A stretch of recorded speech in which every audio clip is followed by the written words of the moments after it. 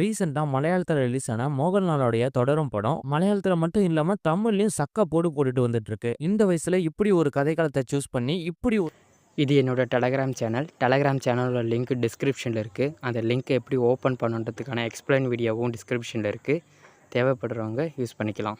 ஒரு நடிப்பா அப்படி சொல்லிட்டு இந்த படம் ரொம்பவே ஆச்சரியப்பட வச்சுச்சு. எல்லாரும் இந்த படத்தை பார்த்துட்டு ரிவ்யூ பண்ணிட்டு வரும்போது பாபநாச படத்தோடைய சின்ன கனெக்ட் அப்படின்ற மாதிரிலாம் சொன்னாங்க. ஆனா அது போய் பாபநாச படத்துக்கும் இந்த படத்துக்கும் எந்த ஒரு கனெக்ட்டுமே இல்ல. வளவலன்னு பேசாம இந்த படத்தோடைய கதைக்குள்ள போய் பார்க்கலாம். அதுக்கு முன்னாடி நம்ம சேனலை சப்ஸ்கிரைப் பண்ணாதா சப்ஸ்கிரைப் பண்ணிடுங்க. பக்கத்துல இருக்க பெல் பட்டனையும் பிரஸ் பண்ணிடுங்க. படத்தோடைய கதை என்னன்னு பாத்தீங்கன்னா, நம்ம ஹீரோ ஒரு ஃபேமிலி மேன், அன்பான மனைவி, அழகான குழந்தைங்க அப்படி சொல்லிட்டு ஒரு நார்மலான வாழ்க்கையை வாழ்ந்துட்டு இருக்காரு. குடும்பத்தை தாண்டி நம்ம ஹீரோக்கு ஒரு பொருள் மேல பெருசா ஆசை. அது என்னடா பொருள்னு பாத்தீங்கன்னா கார். நம்ம ஹீரோ பழைய அம்பாசிட் பென்ஸ் காரை வச்சிருக்காரு. நிறைய முறை பழுது போனதுக்கு அப்புறமும் காரோடைய ஷெட்ல விடும்போது எல்லாருமே சொன்னது ஒண்ணுதான், இந்த காரை வச்சு மெயின்டைன் பண்றதுலாம் ரொம்பவே கஷ்டம், இந்த காரை உடனே நீங்க வித்துருங்க, இல்லனா கைலங்கடையில போறது கூட இந்த காரு யூசஸ் இல்ல அப்படின்ற மாதிரி எல்லாம் சொன்னாங்க. ஆனா அதை எதுவுமே காதல போட்டுக்காத நம்ம ஹீரோ அந்த பழைய பென்ஸ் காரை ஒரு சொந்த புள்ள மாரி பார்த்துட்டு வந்துட்டு இருக்காரு. சோ இப்படியே வாழ்க்கை சுகமா போயிட்டு இருக்கும் போது ஒரு நாள் நம்ம ஹீரோவுடைய பையன் காலேஜ் படிக்கிறான். அவங்க ஃப்ரெண்ட்ஸை வீட்டுக்கு கூப்பிட்டு வரான். சோ அப்பா இல்லாத நேரம் பார்த்து அந்த காரை அந்த பசங்க எடுத்து ஓடுறாங்க. சோ அதை தெரிஞ்சுக்கிட்ட நம்ம ஹீரோ,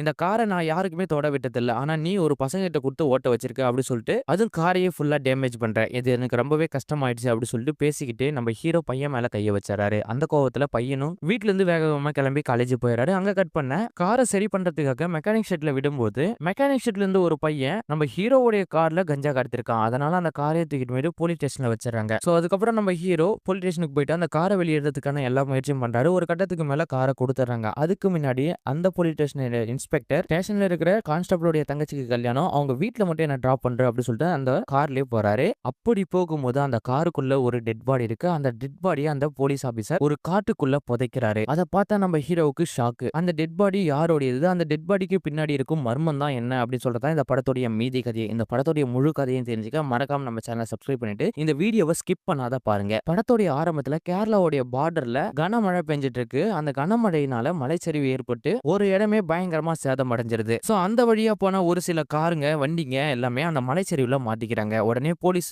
ஆம்புலன்ஸ்னு வந்து அந்த இடத்த டேக் ஓவர் பண்ணி மலைச்சரிவுல பாதிக்கப்பட்டவங்கள கொஞ்சம் கொஞ்சமா ரெக்கவர் பண்ணிட்டு இருக்காங்க. பக்கத்துல பார்த்தா திடீர்னு ஒரு காருக்குள்ள ஒரு பெரியவர் இருக்காரு. அந்த பெரியவரை எப்படியோ காப்பாத்திட்டாங்க. அதுக்கப்புறம் ஒரு கான்ஸ்டபிள் அந்த காருக்குள்ள என்னவோ இருக்குது அப்படி சொல்லிட்டு எட்டி பாக்குறாரு. அதை பார்த்து பயங்கரமா ஷாக் ஆகி பக்கத்துல இருக்கிற போலீஸ் ஆபீசர் எல்லாமே கூப்பிடுறாரு. அங்க கட் பண்ண இந்த சைடு நம்ம ஹீரோவை தான் காட்டாங்க. நம்ம ஹீரோ பேரு சண்முகம். ஆனா எல்லாருமே ஷார்ட்டா பென்ஸ் தான் கூப்பிடுறாங்க. எதுக்காகன்னு பாத்தீங்கன்னா பழைய அம்பாசிட்டு காரை ரொம்ப காலமா யூஸ் பண்ணிட்டு வராரு. அது மட்டும் இல்லாத சொந்த குழந்தை மாதிரி பார்த்துட்டு வராரு. ஹீரோ கல்யாணம் பண்றதுக்கு முன்னாடி சினிமால ஸ்டண்ட் மாஸ்டரா ஒர்க் பண்ணிட்டு இருந்தாரு. இப்ப பாத்தீங்கன்னா அந்த பென்ஸ் காரை வச்சுட்டு ஊர்லயே சின்ன சின்ன வேலையில செஞ்சுட்டு வந்துட்டு இருக்காரு. குழந்தைகளை ஸ்கூலுக்கு கூட்டும் போறதும் பெரியவங்க சின்னவங்கன்னு சொல்லிட்டு அந்த பென்ஸ் காரை ஒரு மினி பஸ் மாரி நம்ம ஹீரோ யூஸ் பண்ணிட்டு வந்துட்டு இருக்காரு. வேலை முடிச்சுட்டு வீட்டுக்கு வரும்போது அவங்க பையனையும் கூட்டிட்டு வந்துட்டு இருக்காரு. அவங்க பையன் தேனியில 4th இயர் காலேஜ் படிச்சுட்டு வந்துட்டு இருக்கான். அப்பாவும் புள்ளையும் வரும்போது ஜாலியா பேசிட்டு வந்துட்டு இருக்காங்க. திடீர்னு அம்மா கால் பண்றாங்க மகனுக்கு, எங்கடா உங்க அப்பனோட தான் இருக்கே அப்படின்ற மாதிரி அம்மா கேட்க, உங்க அப்பாட்ட கிட்ட முக்கியமான விஷயத்தெல்லாம் சொல்லணும் அப்படின்ற மாதிரி எல்லாம் சொல்றாங்க. இப்ப ஹீரோவுடைய பையனும் போன ஸ்பீக்கர்ல போட்டு பென்ஸ் கிட்ட கொடுக்குறாங்க. என்ன முக்கியமான விஷயம் அப்படின்ற மாதிரி எல்லாம் நம்ம ஹீரோ கேட்க, உன் பொண்ணு ரூமுக்குள்ள போயிட்டு யாருகிட்டயோ பேசிட்டு இருக்கா, யாரு என்னன்னு ஒண்ணுமே புரியல, உடனே நீ வீட்டுக்கு வந்து அவளை கண்டிக்கணும் அப்படின்ற மாதிரி எல்லாம் சொல்றாங்க. சோ நம்ம ஹீரோ வீட்டுக்கு வரதுக்கு முன்னாடி பொண்ணு என்ன பண்ணிடுறாங்கன்னா பாத்ரூம்குள்ள ஓடி போயிடுறாங்க. உங்க அப்பா வரட்டும், அவர்கிட்ட நல்லா விஷயத்தையும் சொல்லிட்டேன், உன்னை வந்து கண்டிப்பாரு அப்படின்ற மாதிரி எல்லாம் சொல்ல கேட்டும் கேட்காத மாதிரி காதல வாங்காம அவங்களும் உள்ள போயிடுறாங்க. சோ இப்ப பாத்தீங்கன்னா ஹீரோவும் அவங்க பையனும் வந்துடுறாங்க. காரை ஒரு இடத்துல நிப்பாட்டிட்டு நம்ம ஹீரோவுடைய பையன் உள்ள போயிடுறாங்க. நம்ம ஹீரோ பென்ஸ் வெளியே நின்னுட்டு இருக்க பாத்ரூம்குள்ள இருந்து ஒரு சவுண்ட், யாருடான்னு பார்த்தா நம்ம ஹீரோவுடைய பொண்ணு. அப்பா அம்மா கிட்ட இருந்து என்ன எப்படியாவது காப்பாத்துப்பா அப்படின்ற மாதிரி எல்லாம் கேட்க, உங்க அம்மா தான் என்கிட்ட உன்னை போட்டு விட்டது, எதா இருந்தாலும் உள்ளவா பேசிக்கலாம் அப்படின்ற மாதிரி எல்லாம் போக அப்பாவும் எதுவும் கண்டிக்கல, சாதாரணமா அதை விட்டுறாரு. எதுக்காகன்னு பாத்தீங்கன்னா என் பொண்ணு மேல எனக்கு நம்பிக்கை இருக்கு, நான் அவளை எதுவும் கேட்க போறது இல்ல அப்படின்ற மாதிரி எல்லாம் நம்ம ஹீரோ சொல்லிடுறாரு. சோ அதை கேட்ட உடனே நம்ம ஹீரோயினையும் கோவமாயிடுறாங்க. ஆனா ஒரு கட்டத்துக்கு மேல நம்ம ஹீரோ போட்ட வசியத்தினால அவங்க அந்த கோவத்தை எல்லாமே மறந்துடுறாங்க. சோ அதுக்கப்புறமா 4 பேரும் சேர்ந்து ஒரு ஃபேமிலியா ஜாலியா என்ஜாய் பண்ணிட்டு வந்துட்டு இருக்காங்க. சோ அங்க கட் பண்ணா அடுத்த நாள் நம்ம ஹீரோவுடைய பையன் இருக்கான் பத்தியா, அவனுடைய ஃப்ரெண்ட்ஸ் எல்லாமே வீட்டுக்கு வராங்க அப்படி சொல்லிட்டு அவங்கள போயிட்டு பிக்கப் பண்ணிட்டு வராரு நம்ம ஹீரோ. ஹீரோவுடைய ஃப்ரெண்ட்ஸ் எல்லாமே ஜாலியா வந்து வீட்டுல சாப்பிட்டுட்டு என்ஜாய் பண்ணிட்டு இருக்க நம்ம ஹீரோவுடைய ஒரு ஃப்ரெண்டு வந்து அவரை கூட்டிட்டு போறாரு. எதுக்காகன்னு பார்த்தா சரக்கு அடிக்க. மனைவி கிட்ட பர்மிஷன் கேட்டு நம்ம ஹீரோவும் சரக்கு அடிக்க போறாரு. அந்த கேப்ல நம்ம ஹீரோவுடைய ஃப்ரெண்ட்ஸும் ஹீரோவும் அவங்க அப்பா கிட்ட பர்மிஷன் வாங்காத அந்த பென்ஸ் காரை எடுத்து ஒரு ரவுண்டு போலான்னு போறாங்க. ஆனா ஒரு கட்டத்துக்கு மேல அவங்க ஃப்ரெண்ட்ஸுக்கு அந்த காரை ஓட்ட ஓட்ட தெரியல. சரக்கு அடிச்சிட்டு இருக்க அந்த வழியா வந்த அந்த பென்ஸ் காரு நம்ம ஹீரோ பார்த்தோனே இதுதான் என் காரு மாரி இருக்குது அப்படின்னு சொல்லிட்டு அந்த காரை துரத்த ஆரம்பிக்கிறாங்க. காருக்குள்ள இருக்கிற நம்ம ஹீரோவுடைய ஃப்ரெண்ட்ஸும் அந்த காரை நிப்பாட்ட மாட்டிட்டாங்க. பின்னாடி தொடர்ந்து நம்ம ஹீரோவும் போயிட்டு இருக்காரு. ஒரு கட்டத்துக்கு மேல கார் நிப்பாட்ட முடியாது அப்படின்ற சமயத்துல ஒரு கட்டம் மேல ஏத்தி அந்த காரை நிப்பாட்டுறாங்க. அதை பார்த்த உடனே நம்ம ஹீரோக்கு மனசு உடைஞ்சு போயிடுது. வேகமா வண்டி நிறுத்திட்டு வந்த நம்ம ஹீரோ பையனை பார்த்து ஓங்கி ஒரு அறை அடிஞ்சிடுறாரு. இந்த காரை நான் யாருக்கும் ஓட்ட விட்டதில்ல. அப்படி இருக்கிற சமயத்துல நீயா அவங்களுக்கு ஓட்ட விட்ட? அது அவங்களுக்கு ஓட்ட கூட தெரியாது. இந்த காரை நான் எப்படி பார்த்துட்டு இருக்கேன் அப்படின்னு சொல்லிட்டு உனக்கு தெரியுமா தெரியாதா? சோ அப்படின்ற மாதிரிலாம் ரொம்ப கோவமா பேசிட்டு அங்கிருந்து அந்த காரை எடுத்துட்டு நம்ம ஹீரோ போயிடுறாரு. சோ அதுக்கப்புறமா இப்ப நம்ம ஹீரோவுடைய பையனும் ரொம்ப கோவத்துல இருக்காரு. அப்பா ஃப்ரெண்ட்ஸ் முன்னாடி அடிச்சிட்டாரு அப்படி சொல்லிட்டு இப்ப நம்ம ஹீரோ அந்த காரை எப்படியாவது ரெடி பண்ணி ஆகணும். காரோடைய ஷெட்ல எடுத்து போயிட்டு இந்த காரை நிப்பாட்டி இதுக்கு எவ்வளவு செலவாகும் என்ன ஆகும் அப்படின்ற மாதிரிலாம் விசாரிச்சுட்டு இந்த காரை ரெடி பண்ணி கொடுங்க அப்படின்னு சொல்லிட்டு அந்த காரை விட்டுட்டு அங்க இருந்து கிளம்பி வராரு. சோ அப்ப பாருங்க பையன் என்ன இருக்கான், பையனை அடிச்சிட்டுமே அப்படின்னு சொல்லிட்டு வருத்தத்துல அவனுக்கு போன் பண்ணிட்டே இருக்காங்க. அது மட்டும் இல்லாத வாட்ஸ்அப்ல வாய்ஸ் மெசேஜும் நம்ம ஹீரோ பண்ணிட்டு வராங்க. சோ அதுக்கு எதுக்குமே நம்ம ஹீரோவுடைய பையன் ரெஸ்பான்ஸ் பண்ணல. ஏன்னா கோவத்துல இருக்காரு. நம்ம ஹீரோவும் சாரிலாம் சொல்லி பாக்குறாரு. ஆனா எதுக்குமே எந்த ஒரு ரெஸ்பான்ஸுமே இல்ல. அங்க கட் பண்ண அடுத்த நாள் அந்த மெக்கானிக் ஷெட்டுக்கு நம்ம ஹீரோ போறாரு. அந்த மெக்கானிக் ஷெட்ல இருக்கிறவங்க எல்லாருமே நம்ம ஹீரோவுக்கு கொஞ்சம் பழக்க வழக்கம் தான். ஏன்னா நம்ம ஹீரோ ஊர்ல ரொம்பவே சாதுவான ஒரு மனுஷன். என்னுடைய காரை மட்டும் ரெடி பண்ணி வச்சிருங்க, நான் நாளைக்கு வந்து எடுத்துக்கிறேன் அப்படின்ற மாதிரிலாம் சொல்லிட்டு கிளம்புறாரு. திடீர்னு நம்ம ஹீரோக்கு ஒரு போன் கால். என்னடான்னு பாத்தீங்கன்னா நம்ம ஹீரோ கல்யாணம் ஆகிறதுக்கு முன்னாடி ஸ்டண்ட் மாஸ்டரா வேலை செஞ்சிருப்பாரு பாத்தியா, அந்த மாஸ்டர் இப்ப இறந்து போயிட்டாங்க அப்படி சொல்லிட்டு நியூஸை கேட்டோன்னே நம்ம ஹீரோக்கு பயங்கரமான ஷாக்கு. அவரை பார்த்தே ஆகணும் அப்படி சொல்லிட்டு பெட்டி படுகளை எடுத்துக்கிட்டு நம்ம ஹீரோ கிளம்பி போகிறாரு. அப்ப போகும்போது கூட நம்ம ஹீரோவுடைய மனைவி நானும் அவரை பார்க்கணும் அப்படின்ற மாதிரிலாம் கேட்கறாங்க. நீங்க வர வேணாம், நீங்க வந்தானா ரொம்பவே எமோஷனல் ஆவாங்க, நானே போய் பார்த்துட்டு வந்துடுறேன் அப்படி சொல்லிட்டு அவருடைய இறுதி சடங்குலாம் முடிச்சுட்டு நம்ம ஹீரோவோ ரிட்டர்ன் வீட்டுக்கு வராரு. வீட்டுக்கு வந்த உடனே பொட்டாட்டி பிள்ளைங்க எப்படி இருக்காங்கன்னு கூட விசாரிக்கல. அந்த கார் என்னாச்சு அப்படின்னு சொல்லி தான் விசாரிக்கிறாரு. அவருடைய ஃப்ரெண்டும் போலீஸ் ஸ்டேஷனுக்கு கூட்டிட்டு போறாங்க. போகும்போது என்னாச்சு அப்படின்ற மாதிரி நம்ம ஹீரோ கேட்க வாப்பா அங்க போய் பாத்துக்கலாம் அப்படின்ற மாதிரி கூட்டிட்டு போறாங்க. சோ அங்க போய் பார்த்தா தான் தெரியுது நம்ம ஹீரோவுடைய பென்ஸ் கார் போலீஸ் ஸ்டேஷன்ல இருக்கு. ஏன் கார் இங்க இருக்கு என்னாச்சு அப்படின்ற மாதிரி எல்லாம் விசாரிக்க அப்பதான் ஒரு உண்மையை சொல்றாங்க. அதாவது நம்ம ஹீரோ கார் ஷெட்ல விட்டு போனதுக்கு அப்புறம் அங்க வேலை செய்யற ஒரு பையன் காருக்கு லைட் சேஞ்ச் பண்றதுக்காக எடுத்துட்டு போனான். போற வழியில கஞ்சா கேஸ்ல மாட்டிக்கிட்டான். சோ மாட்டினது மட்டும் இல்லாத அவன் தப்பிச்சு போயிட்டான், காரை விட்டுட்டு போயிட்டான். அதனாலதான் இப்ப கார் வந்து போலீஸ் ஸ்டேஷன் இருக்கு. அவன் வந்தாதான் இந்த காரை விடுவான் அப்படின்ற மாதிரி எல்லாம் இந்த எஸ்ஐ சொல்லிட்டு இருக்காரு. அவர் எப்படியாவது பேசி கன்வின்ஸ் பண்ணி காரை வாங்கிக்கலாம், நீ பயப்படாத பென்ஸ் அப்படின்ற மாதிரிலாம் நம்ம ஹீரோவுடைய ஃப்ரெண்ட்ஸ் நம்ம ஹீரோக்கு ஆறுதல் பண்ணிட்டு இருக்காங்க. சோ இந்த விஷயத்த கேட்டவொடனே நம்ம ஹீரோவும் உங்களை நம்பி தான் நான் காரை விட்டு வந்தேன், யாருக்குமே அந்த காரை ஓட்ட கொடுத்தது இல்ல, உங்களை நம்பி தான் நான் கொடுத்துட்டு போனேன், ஆனா நீங்க இவ்வளவு கேர்லெஸ்ஸா இருப்பாங்கன்னு நான் நினைச்சு கூட பார்க்கல. ஹீரோவும் ஹீரோவுடைய ஃப்ரெண்ட்ஸும் எஸ்ஐ கிட்ட கெஞ்சி குத்தாடி பாக்குறாங்க காரை வெளியே எடுக்கிறதுக்கு. அவரு ரொம்பவே ஈகோ பிடிச்சவர் போல, அவன் வந்தாதான் நான் இந்த காரை கொடுப்பேன், அது மட்டும் இல்லாத அவன் தப்பிச்சு போனது கூட எனக்கு பிரச்சனை இல்லை, என்னுடைய கன்னத்துல ஓங்கி அரைஞ்சிட்டு போயிட்டான், அதுதான் எனக்கு பெரிய பிரச்சனையா இருக்கு அப்படின்ற மாதிரிலாம் சொல்லி நம்ம ஹீரோவை அனுப்பிச்சு வச்சு நம்ம ஹீரோவும் வீட்டுக்கு போனா மனைவி கிட்ட சரியா பேசல, நடந்த உண்மையெல்லாம் சொல்லிட்டு அந்த காரை பத்தியே நினைச்சிட்டு இருக்காரு. ஒரு சைடு பார்த்தா நம்ம ஹீரோயினுக்கு பயங்கரமான சந்தோஷம், அந்த கார் இல்லாதால சந்தோஷமா இருக்காங்க. ஏன்னா எப்ப பாரு அந்த காரை பத்தியே தான் பேச்சு. அந்த கார் இல்லாத போனாதான் உனக்கு அந்த அருமை தெரியும் அப்படின்ற மாதிரி எல்லாம் சொல்ல நம்ம ஹீரோவும் இங்க இருந்த காரை போலீஸ் ஸ்டேஷன்ல இருக்கிறவங்க ஏதாவது பண்ணிடுவாங்க, நம்ம அந்த காரை நம்ம தான் காவா காக்கணும் அப்படின்னு சொல்லிட்டு நம்ம ஹீரோவும் போலீஸ் ஸ்டேஷனுக்கு நைட்டோட நைட்டா கிளம்பி போயிடுறாரு. காலையில நம்ம ஹீரோவுடைய ஃப்ரெண்ட்ஸ் எல்லாமே அந்த எஸ்ஐ கிட்ட பேசி பாக்குறாங்க. அந்த எஸ்ஐயும் ஒத்துக்கிற மாதிரி தெரியல. இந்த சைடு பார்த்தா நம்ம ஹீரோ அந்த காரை கழுவுறாரு. அதை பார்த்த அந்த போலீஸ் ஆபீசரும் பயங்கரமா டென்ஷன் ஆகி என்னுடைய அனுமதி இல்லாத என் இடத்துல இருக்கிற பொருளை நீ கழுவுறியா அப்படின்னு சொல்லிட்டு பயங்கரமா கோவப்படுறாரு. இப்ப நம்ம ஹீரோவுக்கும் எஸ்ஐக்கும் பயங்கரமா வாக்குவாதம் ஆகுது. அந்த வாக்குவாதத்துல கண்டிப்பா அந்த எஸ்ஐ முடிவே பண்ணிட்டாரு இவனுக்கு கார் கொடுக்க கூடாதுன்னு சொல்லிட்டு. இப்ப நம்ம ஹீரோ பயங்கரமா வருத்தப்படுறத பார்த்துட்டு அந்த ஸ்டேஷன்ல இருக்கிற ஒரு கான்ஸ்டபிள் என்ன பண்றாருன்னா, நீ இவங்கிட்ட பேசினா வேலைக்கு ஆகாது, இன்னைக்கு நைட்டு ஒரு இன்ஸ்பெக்டர் வராரு, அவர்கிட்ட வந்து நீ பேசு, கண்டிப்பா உன்னுடைய காரை கொடுத்துருவாரு அப்படின்னு சொல்றாரு. நம்ம ஹீரோவும் வெயிட் பண்ணி பார்த்துட்டு அந்த இன்ஸ்பெக்டர் வந்த உடனே அவரை போயிட்டு பார்த்துட்டு நடந்த உண்மை எல்லாமே சொல்லி அந்த காரை ரிக்வெஸ்ட் பண்ணி கேட்டதால அந்த இன்ஸ்பெக்டர் எஸ்ஐய பயங்கரமா திட்டிட்டு உன் இஷ்டத்துக்கு நீ என்ன ஒன்னாலும் பண்ணுவியா, காரை முதல்ல அவங்கிட்ட ஒப்பாடி அப்படி சொல்லி காரை கொடுக்காரு. அதை கேட்ட உடனே நம்ம ஹீரோக்கு பயங்கரமான சந்தோஷம். கார் கிடைச்ச உடனே பொண்டாட்டிக்கு போன் பண்ணி நம்ம ஹீரோவும் கார் கிடைச்சிருச்சு, எந்த ஒரு பிரச்சனை இல்லை அப்படி சொல்றாங்க. அதோட பையன் போன் பண்ணானா, இன்னும் என் மேல கோவமா தான் இருக்கானா அப்படின்ற விஷயத்தையும் கேட்கறாங்க. ஆமா என்கிட்ட நேத்து தான் போன் பேசினா, அதுக்கப்புறம் நானும் போன் பண்ணல அப்படின்ற மாதிரி எல்லாம் சொல்றாங்க. உடனே இந்த சைடு பார்த்தா அந்த இன்ஸ்பெக்டர் நம்ம ஹீரோவை கூப்பிடுறாங்க. நம்ம ஹீரோவும் என்ன ஏதுன்னு போயிட்டு இன்ஸ்பெக்டர் கேட்க, இன்னைக்கு எங்க ஸ்டேஷன்ல வேலை செய்யற கான்ஸ்டபிளோடைய தங்கச்சிக்கு கல்யாணம், அந்த கல்யாணத்துக்கு என்ன டிராப் பண்ணிடுறியா அப்படின்ற மாதிரிலாம் அந்த இன்ஸ்பெக்டர் நம்ம ஹீரோ கிட்ட கேட்க நம்ம ஹீரோவும் ஆரம்பத்துல தயங்கி அப்புறம் ஒரு கட்டத்துக்கு மேல ஓகே சொல்லிடுறாரு. சோ பாருங்க கூடவும் அந்த எஸ்ஐயும் வராரு. இப்ப நம்ம ஹீரோ இன்ஸ்பெக்டர் எஸ்ஐ 3 பேருமா சேர்ந்துக்கிட்டு அந்த கல்யாணத்துக்கு போகிறாங்க. அப்படி போகும்போது இன்ஸ்பெக்டர் ஹீரோ கிட்ட எல்லா இன்ஃபர்மேஷனையும் கேட்டு தெரிஞ்சுக்கிறாரு. அது மட்டும் இல்லாத நம்ம ஹீரோ ஜாலியா ஃபன்னியா பேசிட்டு வரத பார்த்து ரொம்பவே பிடிச்சு போயிருது அந்த இன்ஸ்பெக்டர் கிட்ட. இந்த சைடு பார்த்தா நம்ம எஸ்ஐ பின்னாடி உட்காந்துட்டு உருனே வந்துட்டு இருக்காரு. இன்னும் அவருக்கு அந்த ஈகோ வீட்டுக்கு போகவே இல்ல. எப்படி இவனுக்கு இந்த காரை குடுக்கலாம் அப்படின்னு சொல்லிட்டு பயங்கர கோவத்தோட தான் வந்துட்டு இருக்காரு. சோ இன்ஸ்பெக்டரும் ஏன்டா இப்படி கோவமா இருக்க? அவன்கிட்ட ஜாலியா பேசுறான். அவன் எவ்வளவு ஜாலியா பேசுறான். நீ பார்த்தா கோவப்பட்டுட்டு இருக்க. நீலாம் மனுஷனே இல்லடா அப்படின்னு சொல்லிட்டு அந்த இன்ஸ்பெக்டர் எஸ்ஐய பார்த்து திட்டிட்டு வந்துட்டு இருக்காங்க. சோ இது எதுவுமே காதுல போட்டுக்காத ஹீரோவும் இன்ஸ்பெக்டர் மட்டும் ஜாலியா பேசிட்டு வந்துட்டு இருக்காங்க. கல்யாணத்துக்கு வந்ததுக்கு அப்புறமும் நம்ம ஹீரோவை பார்த்து அந்த இன்ஸ்பெக்டர் போகும்போது என்னால டிராப் பண்ணிட்டே போயிடு. ஏன்னா கல்யாணத்துக்கு வந்திருக்கோம், கண்டிப்பா சரக்கு அடிப்போம். சரக்கு அடிச்சுட்டா எங்களெல்லாம் வண்டியெல்லாம் ஓட்ட முடியாது. உன்னை போல ஒரு நம்பிக்கையான ஆளு எங்களுக்கு கிடைக்க மாட்டாங்க. அதனால இங்கேயே வெயிட் பண்ணி எங்களை கூட்டிட்டு போ அப்படி சொல்லி ரிக்வெஸ்ட் பண்ணி கேட்கறாரு. சோ அதுக்கும் நம்ம ஹீரோ ஓகே சொல்லிடுறாரு. சோ இவங்க கல்யாண பார்ட்டில ஜாலியா என்ஜாய் பண்ணிட்டு இருக்க நம்ம ஹீரோவும் ஓரமா உட்காந்து இவங்க எப்போ வருவாங்க அப்படின்னு சொல்லிட்டு வெயிட் பண்ணிட்டு வந்துட்டு இருக்காரு. சோ இன்ஸ்பெக்டரும் எஸ்ஐயும் வராங்க. இன்ஸ்பெக்டர் வந்தோடனே நம்ம ஹீரோ கிட்ட சுதீஷோட கஷனுக்கு ஒரு தோட்டம் இருக்கா, அந்த தோட்டம் வரைக்கும் போயிட்டு வரலாம் அப்படி சொல்றாங்க. சுதீஷ் யாருன்னு பாத்தீங்கன்னா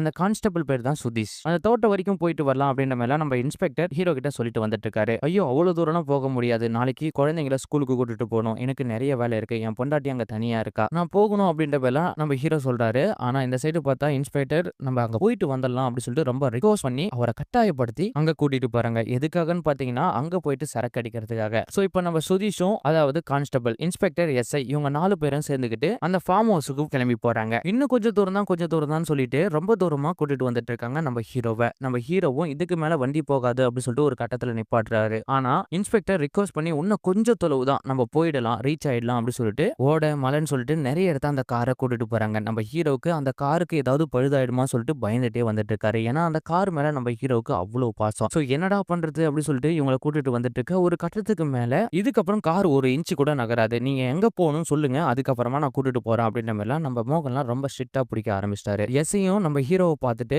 என்னடா போலீஸ் கிட்ட பேசுறன்ற ஞாபகம் உங்ககிட்ட இல்லையா அப்படின்ற மாதிரிலாம் கேட்க, நீங்க என்ன வேணாலும் பண்ணுங்க, இதுக்கப்புறம் என்னால உங்களை கூட்டிட்டு போக முடியாது அப்படின்னு சொல்லிட்டு ரொம்ப ஸ்ட்ராங்கா இருக்காரு. அப்ப பாருங்க இன்ஸ்பெக்டர் நம்ம ஹீரோ கிட்ட ஒரு கதையை சொல்றாரு. அது என்னடா கதைன்னு பாத்தீங்கன்னா, நாளைக்கு சுஜித்தோட தங்கச்சி கல்யாணம், எல்லாருமா வீட்டுல ரொம்ப சந்தோஷமா இருந்துட்டு வராங்க. ஆனா நாங்க அங்க போனதுக்கு அப்புறம் சுஜித்துக்கு தொடர்ந்து கால் வந்துட்டே இருக்கு. அந்த கால் அட்டன் பண்ணி என்னடான்னு கேட்டாதான் எங்களுக்கே பயங்கரமான ஒரு ஷாக்கு. கல்யாணம் பண்ணிக்க போற பொண்ணு அதாவது சுஜித்தோட தங்கச்சி ஏதோ ஒரு பையனை லவ் பண்ணிருக்கா. படிக்கிற காலத்துல இருந்து அந்த பொண்ணுக்கும் அவனுக்கும் தொடர்பு இருந்திருக்கு. ஆனா இன்னைக்கு கல்யாணத்துல வந்து எங்களை எல்லாருமே பிளாக்மெயில் பண்ணிட்டு வந்துட்டு இருக்கான். சோ இந்த கட்டத்துல நான் என்ன பண்றது, சுதீஷ் எங்களை போல ஒரு மனுஷன், அவனை நான் தான் காப்பாத்தணும். அந்த பையனை தனியா கூட்டு ஒரு கான்வர்சேஷன் மாதிரி ஸ்டார்ட் பண்ணி அவனை கன்வின்ஸ் பண்ணலாம்னு நான் பார்த்தேன். ஆனா அதுக்குள்ளே சுதீஷோட அப்பா என்ன பண்ணிட்டாரு, பின்னாடி வந்து பயங்கரமா அடிச்சிட்டாரு. அதுல அந்த பையன் இறந்து போயிட்டான். சோ அதுக்கப்புறமா சுதீஷ் என் முன்னாடி வந்து நின்னுட்டு என் அப்பாவை எப்படியாவது காப்பாத்துங்க அப்படின்ற மாதிரி எல்லாம் சொல்ல, எனக்கு வேற வழி தெரியாம நான் பாத்துக்கிறேன் அப்படின்னு சொல்லிட்டு வாக்கு கொடுத்துட்டேன். சோ அதுக்கப்புறம் அதை நம்ம தானே பார்த்தாகணும். அதனாலதான் நம்ம இந்த இடத்துக்கு வந்துக்கிறோம். உன்னுடைய வண்டி டிக்கில அந்த பையனுடைய டெட் பாடி இருக்கு, அதை தூக்கி போட்டுட்டு நம்ம இங்க இருந்து போயிடலாம் அப்படின்ற மாதிரி எல்லாம் நம்ம ஹீரோ கிட்ட சொல்ல, நம்ம ஹீரோ பயங்கரமா கோவப்பட்டு இன்ஸ்பெக்டருடைய சட்டையை பிடிச்சி, நீங்க பண்ற தப்புக்கெல்லாம் நான் உங்க கூட உறுதுணையா இருக்கணுமா, இதெல்லாம் சுத்தமா சரியில்லை அப்படின்ற மாதிரி எல்லாம் நம்ம ஹீரோ பயங்கர கோவமா பேசுறாரு. நான் சொல்றத நீ கேட்டனா உனக்கு எனக்கு எந்த பிரச்சனையும் இருக்காது, யாருக்கும் எந்த பிரச்சனையும் இருக்காது. இந்த டெட் பாடியை தூக்கி கலாச்சிட்டு நம்ம சாதாரண ஒரு வாழ்க்கையை வாழலாம். ஆனா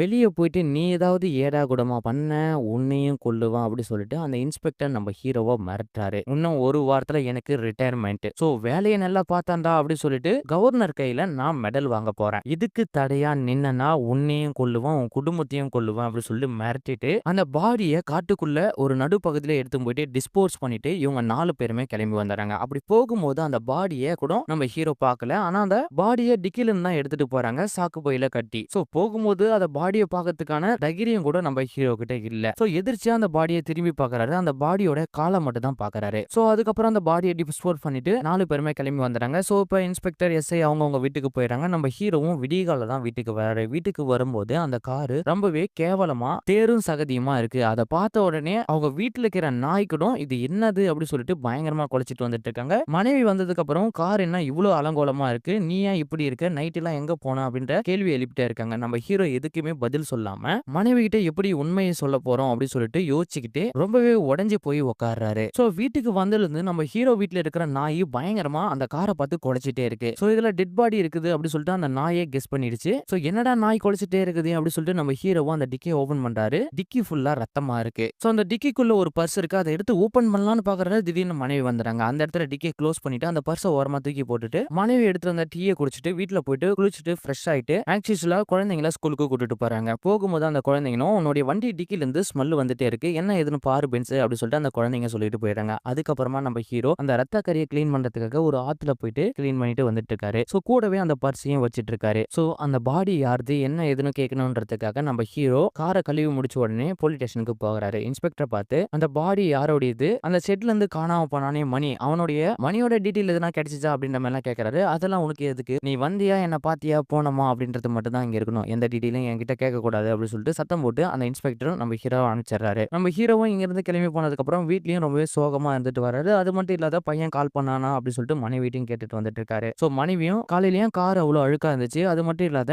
உங்க துணியை நீங்களே துவைச்சுக்கிட்டுங்க, ஏன் உங்க சட்டையில ரத்தக்கரை இருந்துச்சு, அந்த ரத்தக்கரை என்ன அப்படின்னு சொல்லிட்டு கேள்வி மேல கேள்வி மனைவி கேட்டுட்டு இருக்க நம்ம ஹீரோ பயங்கரமா டென்ஷன் ஆயிட்டு என்கிட்ட எதுவும் கேட்காது அப்படின்னு சொல்லிட்டு வெளியே போயிடுறாரு. மனைவிக்கு ஒரே சந்தேகம், எப்போதுமே இந்த ஆள் இப்படி இருக்க மாட்டாரு, இவருக்கு என்ன ஆச்சு அப்படின்னு சொல்லிட்டு. அங்க கட் பண்ண அன்னைக்கு நைட்டே நம்ம ஹீரோ அவங்க பையனை பார்க்கறதுக்காக காலேஜுக்கு போறாரு. அங்க போய் பார்த்தா தான் பயங்கரமான ஷாக்கு. அவங்க பையன் 2 நாளா காலேஜ் வரலன்னு சொல்றாங்க. போன் பண்ணாலும் போனும் சுவிட்ச் ஆஃப்ல இருக்கு. ஃப்ரெண்ட்ஸ் கிட்ட கேட்டா தெரியல அவன் எங்க போனானே அப்படின்னு சொல்லிட்டு சொல்லிடுறாங்க. ஒரு கட்டத்துக்கு மேல நம்ம ஹீரோவுடைய ஃப்ரெண்ட்ஸ் கிட்ட எல்லாமே பையனை காணோம் அப்படின்ற இன்ஃபர்மேஷன் சொல்றாங்க. அதுக்கப்புறம் நம்ம ஹீரோ தனிப்பட்ட முறையில போயிட்டு அந்த ஜார்ஜ், அதாவது நம்ம இன்ஸ்பெக்டர் கிட்ட போயிட்டு நடந்த உண்மை எல்லாமே சொல்றாரு. இது உன் பையனை காணுமா, சரி கண்டிப்பா கண்டுபிடிச்சிடலாம், ஒரு சின்னதா கம்ப்ளைண்ட் மட்டும் எழுதி கொடுத்துட்டு போ அப்படின்னு சொல்லிடுறாரு. நம்ம ஹீரோவும் கம்ப்ளைண்ட் கொடுத்துட்டு வெளியே நம்ம ஹீரோவுடைய பையன் பைக்கை பாக்குறாரு. அதை பார்த்த உடனே பயங்கரமா ஷாக் ஆகி எஸ்ஐ கிட்ட இது என் பையன் பைக் மாதிரி இருக்கு, போய் பார்க்கலாமா அப்படின்னு சொல்லி கேட்கறாரு. இது உன் பையன் பைக்லாம் இல்ல, பல வருஷமா இது இங்க தான் இருக்கு, அவனோட இன்ஃபர்மேஷன் கிடைச்சா கண்டிப்பா நான் உங்ககிட்ட சொல்றேன் அப்படின்னு சொல்லிட்டு எஸ்ஐயும் சமாதானப்படுத்தி நம்ம ஹீரோவை அனுப்பிச்சாரு. நம்ம ஹீரோவுக்கு ஒரே சந்தேகமா இருக்கு, என் பையனுக்கு என்ன ஆச்சு அப்படின்னு சொல்லிட்டு. அதே நேரத்துல அந்த டெட் பாடியே போட்டோம்ல, அதுலயும் ஒரு சந்தேகம் இருக்கு நம்ம ஹீரோக்கு. அதனால அந்த பர்ஸை போயிட்டு ஃபர்ஸ்ட் செக் பண்ணியே ஆகணும் அப்படின்னு சொல்லிட்டு அந்த பர்ஸை போயிட்டு தேடி போய் பாக்குறாரு. அந்த பர்ஸை ஓபன் பண்ணி பார்த்தாதான் நம்ம ஹீரோவுக்கு பயங்கரமான ஷாக்கே. அதாவது அந்த பர்ஸே நம்ம ஹீரோவுடைய பையன் பர்ஸ் தான். சோ அதை பார்த்து பயங்கரமா கதறி அழுகுறாரு. பொண்டாட்டிக்கிட்டையும் பொண்ணுகிட்டையும் என்ன சொல்றதுன்னே தெரியாம பாத்ரூம்ல உட்காந்து ரொம்பவே எமோஷனலா அழுகுறாரு. தன்னுடைய பையன் பாடியை யாருக்கு தெரியாது என்கிட்ட இருந்து மறைச்சு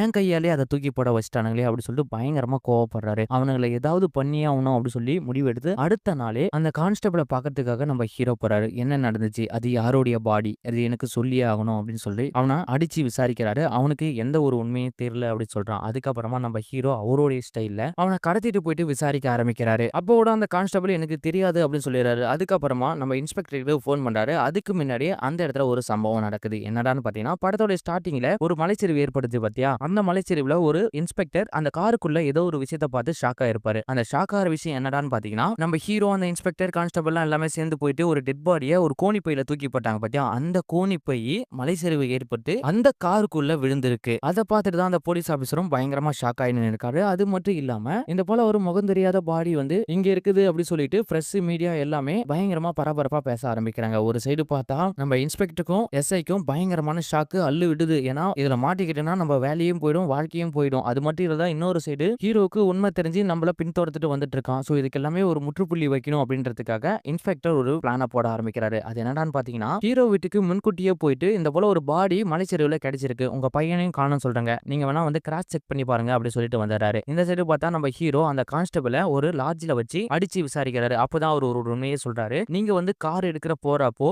எஸ்ஐ என்ன சொன்னாருன்னா, அந்த வண்டியோட டிக்கிக்குள்ள ஒரு பாடி இருக்குன்னு சொன்னாரு. ஆனா அது யாரோட பாடின்னு எனக்கு கன்ஃபார்மா தெரியாது. இன்ஸ்பெக்டர் உங்ககிட்ட வந்து சொன்ன கதை எல்லாமே போய், அதுக்கு எனக்கு எந்த சம்மதமும் இல்லை, என்ன நம்புங்க அப்படி சொல்லிட்டு ரிக்வெஸ்ட் பண்ணி கேட்கிறாரு. நம்ம ஹீரோவும் ஒரு கட்டத்துக்கு மேல புரிஞ்சுக்கிட்டு இதுக்கு பின்னாடி அந்த இன்ஸ்பெக்டர் தான் இருக்கான், அவனை பிடிச்சா போதும் அப்படி சொல்லிட்டு இன்ஸ்பெக்டருக்கு போன் பண்ணி உன்னால இதுக்கப்புறம் தப்பிக்க முடியாது அப்படி சொல்லிட்டு நம்ம ஹீரோ பயன்படுத்துறாரு. இதுக்கப்புறம் நான் சொல்றத நீங்க கேளுடா அப்படின்ட்டு நம்ம ஹீரோ சொல்ல, அடுத்த நாள் நம்ம ஹீரோடைய வீட்டுக்கு போயிட்டு இன்ஸ்பெக்டர் இது உன் பையனுடைய பாடி தான் அப்படி சொல்லிட்டு கன்ஃபார்ம் பண்ணிட்டாங்க. அது மட்டும் இல்லாத உன் பையனை கொலை பண்ணதே உன் ஹஸ்பண்ட் தான் அப்படி சொல்லிட்டு அவங்கள அடிச்சு நம்ப வச்சு ரொம்பவே டார்ச்சர் பண்ணிட்டு வந்துட்டு இருக்காங்க. அதுக்கப்புறமா நம்ம ஹீரோவை போலீஸ் ஸ்டேஷன்ல ஒப்படைச்சு நம்ம ஹீரோவையும் ஒரு சைடு விசாரிச்சுட்டு வந்துட்டு இருக்காங்க. ஆக்சுவலா இது என்ன நடந்துச்சுன்னு பாத்தீங்கன்னா, ஹீரோவுடைய பையன் சொந்த பையனே இல்ல. ஹீரோவுடைய மனைவிக்கு இதுக்கு முன்னாடியே கல்யாணம் ஆகி அவனுக்கு பிறந்த புள்ளதான் இந்த பையன். சொந்த தங்கச்சியே பாலியல் வன்கொடுமை பண்ணிருக்கான் அப்படி சொல்லிட்டு தகவல் கேட்டதுக்கு அப்புறமா நம்ம ஹீரோ அவங்க பையனே பிளான் பண்ணி கொலை பண்ணிட்டான் அப்படி சொல்லிட்டு கேஸை திருப்பி விட்டுட்டாரு அந்த இன்ஸ்பெக்டர். சோ இதுதான் உண்மைன்னு சொல்லிட்டு அவங்களையும் அடிச்சு கோர்ட்ல வாக்குமூலத்தையும் எழுதி வாங்கிடுறாரு. சோ அதனால இப்ப நம்ம ஹீரோவை அரெஸ்ட் பண்ணி ஜெயில வச்சிருக்காங்க. சோ ஹீரோக்கு எல்லா உண்மையும் தெரியும், இவங்க தான் என் பையனை கொலை பண்ணிருக்காங்க அப்படி சொல்லிட்டு. ஆனா எதுக்காக கொலை பண்ணாங்க அப்படி சொல்லிட்டு நம்ம ஹீரோக்கு தெரியாது. சோ அதுக்கப்புறமா அந்த இன்ஸ்பெக்டர் என்ன பண்றாருன்னா, இவனை எப்படியாவது கொண்டே ஆகணும் அப்படின்னு சொல்லிட்டு எஸ்ஐ கிட்ட பிளான சொல்லி அவனை கொலை பண்றதுக்கு ஆளை செட் பண்றாரு. ஒரு நாள் ஸ்டேஷன்ல இருந்து எல்லாரும் கிளம்பினதுக்கு அப்புறம் பக்கத்து ஸ்டேஷன்ல இருந்து ஒரு 4-5 போலீஸ் ஆபீசரை வர சொல்லி நம்ம ஹீரோவை கொலை பண்ணது பிளான் பண்ணிட்டு இருக்காங்க. இந்த விஷயத்தை தெரிஞ்சுக்கிட்ட நம்ம ஹீரோ ஸ்டேஷனுக்குள்ளே எல்லா போலீஸ் ஆபீஸரும் அடிச்சு நொறுக்கிக்கிட்டு அந்த எஸ்ஐயை பார்த்து நடந்த உண்மை எல்லாமே கேட்டு தெரிஞ்சுக்கிறாரு. ஆமாண்டா, உன் பையனை இன்ஸ்பெக்டர் தான் கொலை பண்ணாது, நாங்க எல்லாமே சேர்ந்து தான் இதை பிளான் பண்ணி உன் கையாலே உன் பையனுடைய பணத்தை தூக்கி போட வச்சோம், உன்னால என்ன பண்ண முடியுமோ பண்ணிக்கோ அப்படி சொல்லிட்டு ரொம்ப திமிர்த்தனமா அந்த எஸ்ஐ பேச நம்ம ஹீரோ கோவப்பட்டு அவனை அடிச்சு அந்த இடத்துல கொலை பண்ணிடுறாரு. அங்க கட் பண்ண இப்ப நம்ம இன்ஸ்பெக்டர் தான் காட்டுறாங்க. நம்ம இன்ஸ்பெக்டர் நம்ம நம்ம ஹீரோவுடைய வீட்டுக்கு போயிட்டு அவங்க பொண்டாட்டியும் புள்ளியும் பயங்கரமா டார்ச்சர் பண்ணிட்டு வந்துட்டு இருக்காரு. உன் கணவன் தான் உன் பையன் கொன்னான் அப்படின்னு சொல்லிட்டு நீ ஒத்துக்கிற வரைக்கும் உன்னை விட மாட்டேன். ஆனா அவங்களுக்கு தெரியும் என்னுடைய ஹஸ்பண்ட் என் பையனை கொலை பண்ணிருக்க மாட்டாங்களே அப்படி சொல்லிட்டு. ஆனாலும் அடிச்சு ஒத்துக்க வைக்கிறாரு நம்ம இன்ஸ்பெக்டர். உடனே நம்ம ஹீரோ நம்ம இன்ஸ்பெக்டருக்கு ஃபோன் கால் பண்ணி பேசுறாரு. நீ எந்த இடத்துல ஆரம்பிச்சோ அந்த இடத்துல தான் இருக்க. அதாவது நம்ம இப்ப ஹீரோ இருக்கிற இடம் எதுன்னு பாத்தீங்கன்னா இன்ஸ்பெக்டருடைய பொண்ணு வீட்டுல. சோ இப்போதான் இந்த இடத்துலவே ஒரு விஷயமே டிக்ளேர் ஆகுது. அது என்னடான்னு பாத்தீங்கன்னா ஏன் வந்து நம்ம இன்ஸ்பெக்டர் நம்ம ஹீரோவுடைய பையனை கொலை பண்ணாரு. நம்ம இன்ஸ்பெக்டருடைய பொண்ணு தான் நம்ம ஹீரோவுடைய பையன் லவ் பண்ணிருக்கான். சாதாரண டாக்ஸி டிரைவருடைய பையன் ஒரு இன்ஸ்பெக்டருடைய பொண்ணை லவ் பண்ணுமா அப்படின்னு சொல்லிட்டு அவனை போய் கேஸ் போட்டு வர வச்சு அவனை அடிச்சு அந்த இடத்துல கொலை பண்ணிருக்காரு. சோ இதுதான் நடந்த உண்மையே. சோ இந்த உண்மை எல்லாமே